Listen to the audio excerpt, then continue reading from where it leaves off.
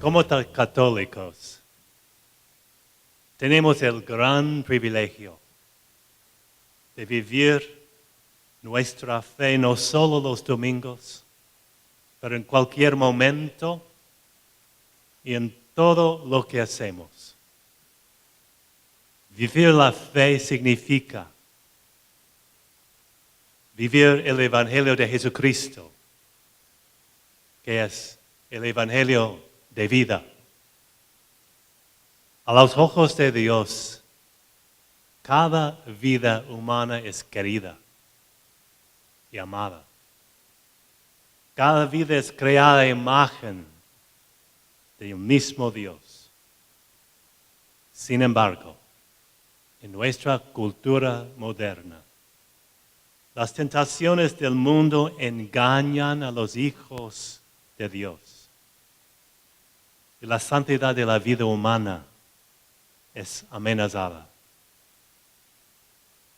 Pero gracias a Dios, ustedes y yo podemos ayudar a propagar la buena nueva de Jesús a un mundo necesitado de la verdad y un mundo necesitado de amor.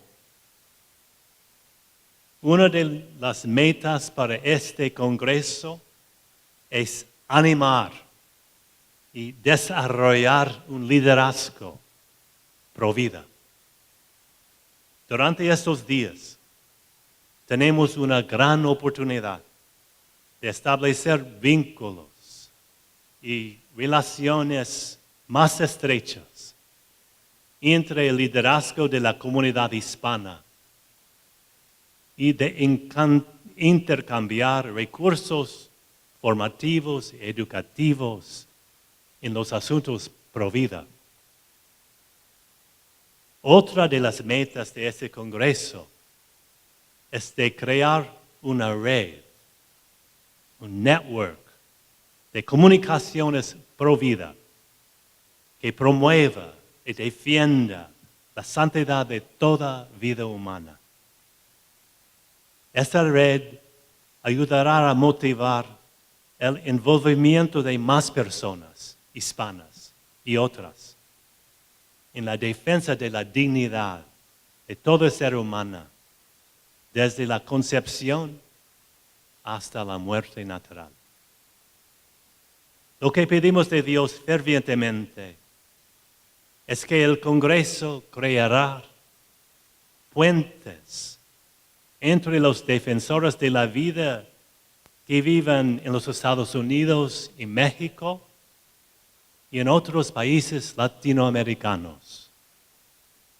En estos días estaremos compartiendo ideas, programas, herramientas que ayudarán a ser más efectivos en el trabajo de propagar la cultura de la vida entre todos nuestros hermanos. Más que nunca, en estos tiempos, nuestra iglesia necesita soldados espirituales y trabajadores valientes que defiendan la vida desde el momento de la concepción. As we begin this pro-life Congress, we recall with deep gratitude the wisdom and the example and the teaching of Blessed John Paul II. Isn't it great to call him blessed?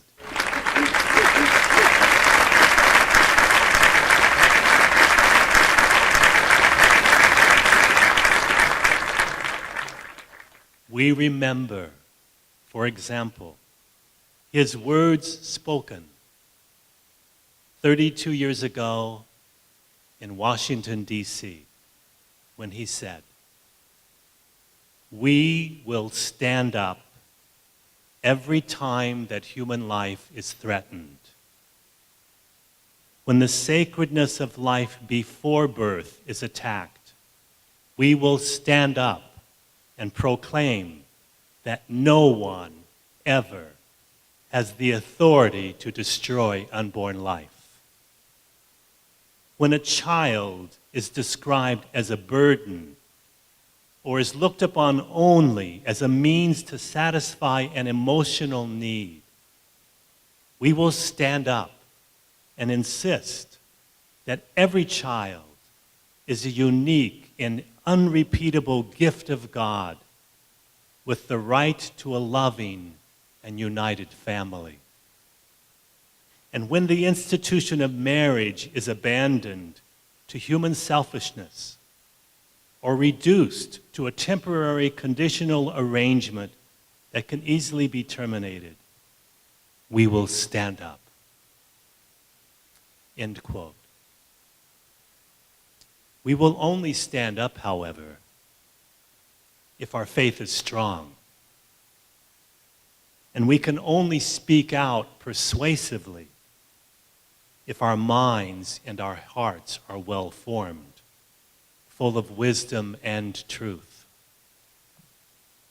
We shall be effective only to the degree that we build bonds of charity within the whole Catholic community and beyond, and build bridges of communication and networks that will enable us to work together in lifting up the dignity of every human person. Pro-life leaders within the Hispanic community have a pivotal role to play in proclaiming the gospel of life today, at this time in history.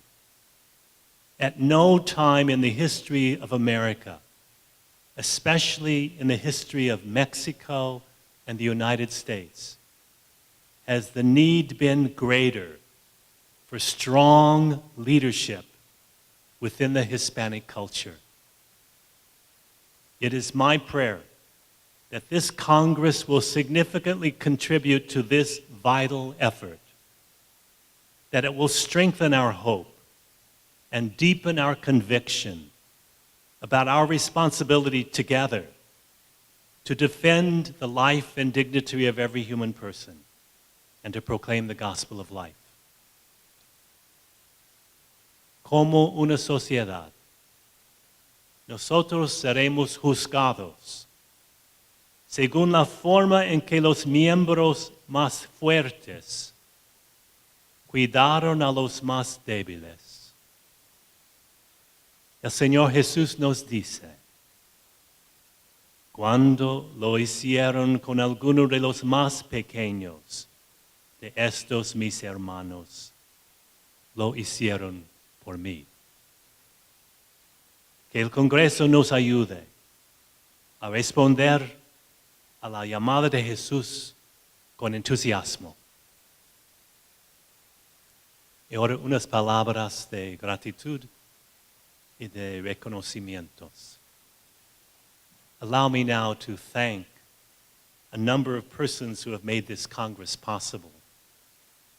First, I want to thank the Knights of Columbus for their generous financial support, for their strong leadership, from the Supreme Knight Carl Anderson to the State Deputy Herb Maddock, and to all our brother Knights. No lay institution in the world does more to defend marriage and human life than the Knights of Columbus.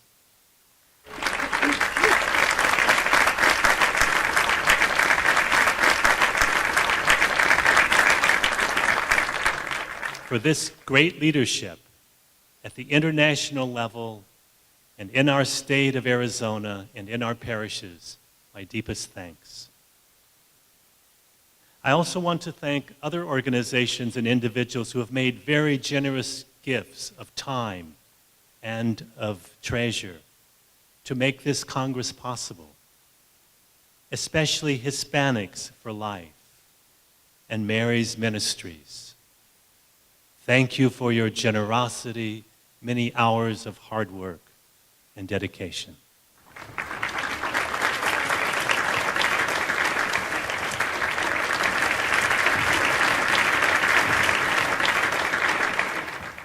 I'm deeply grateful to all those who have accepted our invitation to speak at this Congress, and for those who have assisted us in arranging for our speakers, especially the Goretti Group, Human Life International, the Catholic pro-life committees of the Diocese of Dallas and elsewhere. I want to say a special word of thanks for all the support offered by the Secretariat of Pro-Life Activities of the United States Conference of Catholic Bishops, under the very capable leadership of the Executive Director, Tom Grenchick, who is with us tonight. We are grateful for your presence at this Congress, for the exhibit table that you are staffing, and for your suggestions for our program. In this regard, I want to mention one of the excellent resources supported by the Secretariat, Project Rachel. Project Rachel is the post-abortion ministry of the Catholic Church in the United States and in other countries. This healing network that connects those in need with counseling and with the sacraments of the Church is a vital part of the pro-life work that we need today. Thank you, Tom, for being with us and for all the work of the Secretariat of the United States Conference of Catholic Bishops.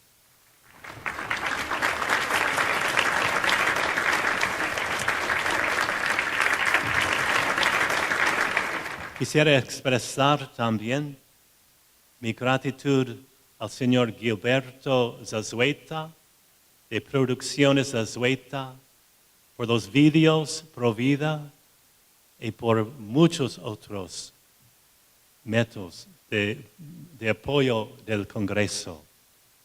Muchas gracias al Ballet Folclórico de Onstage Academy. Thank you for a wonderful contribution and for our singers who have already tonight inspired us. A special word of thanks to Carmen Noelia Portela of Synapse Social Media for all your help in making the Congress known through the latest in technology.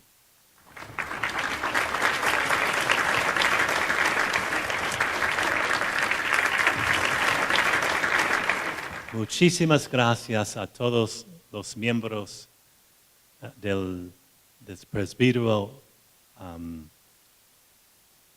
diocesano de Phoenix, for all of the priests, a los sacerdotes, diáconos, religiosos que están contribuyendo a la proclamación del Evangelio de vida y por su contribución a este Congreso. Muchísimas gracias en particular a Padre Carlos Gómez, Padre Alfredo Frutadas, Padre Charlie Goraib y Padre José Jesús López, todos de la Diócesis de Phoenix.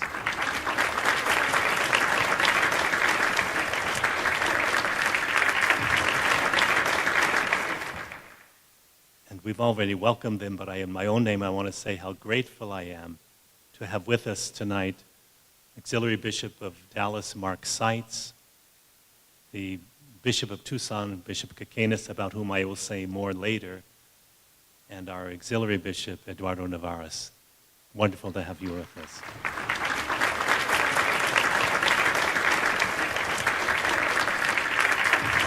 This Congress would not have been possible without energetic leadership at the Office of Marriage and Respect Life Issues of our diocese, especially under Mike Phelan and those who work closely with him. And in particular, we owe a deep debt of gratitude for months and months and months of dedicated work and inspired leadership by Mrs. Carmen Portela. Carmen, muchísimas gracias. No hay palabras suficientes.